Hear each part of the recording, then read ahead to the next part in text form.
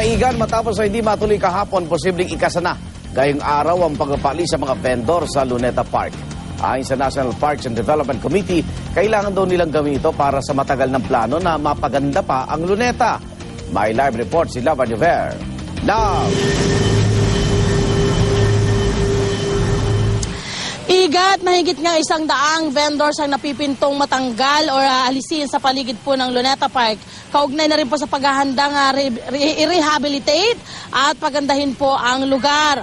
Kahapon nga ay nagsagawa ng human barricade ang mga vendors sa Luneta Park sa Maynila para nga po pigilan ang hakbang ng National Parks Development Committee o NPDC na buwagin po ang kanilang mga pwesto. Ang hakbang na ito ng NPDC ay bahagi ng kanilang programa na ipagpatuloy ang restoration, beautification at development ng Rizal Park para sa mas nakararaming lokal at dayuhang turista. Ngayon pong umaga, makakasama po natin ang spokesperson. Nakikita po natin ngayon sa inyong mga monitor yung pong nangyaring barricade kapon or human barricade kapon. Makasama po natin ngayon ang spokesperson ng NPDC na si Mr. Kenneth Montegrande. Hi, good morning sir. Magandang umaga po sir. Kumusta na po? May napagkasunduan na po ba tayo ang NPDC at ang mga vendors po dito sa paligid ng Luneta Park? Magandang umaga muna sa lahat ng ating mga nanonood, sa ating mga kababayan sa kanilang mga bahay. Actually, tuloy po tayo doon sa ating gagawing pagpapaalis po sa kanila doon sa lugar na inookupa nila dito sa loob ng Rizal Park.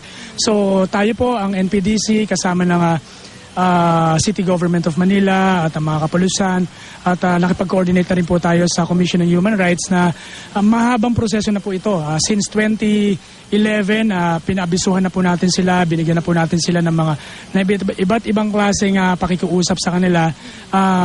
Hindi po sila sumunod at hindi po sila nakipagtulungan sa atin.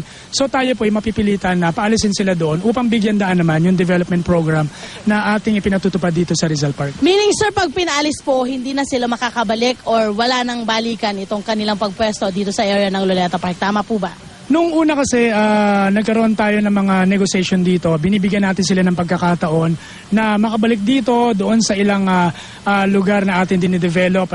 So in the meantime, ang pakiusap lang muna natin is alisin nila yung lugar, evacuate nila yung pwesto upang ma-develop natin yung lugar na sinasabi natin para nang sa ganun, malaman natin sa susunod kung paano natin sila matutulungan, paano natin sila mabibigyan ng matutugunan yung reklamong kanila namang inihahain against doon sa atin. So ang management naman ng NPDC hindi naman nagkulang ng paalala sa kanila, ng pakiusap.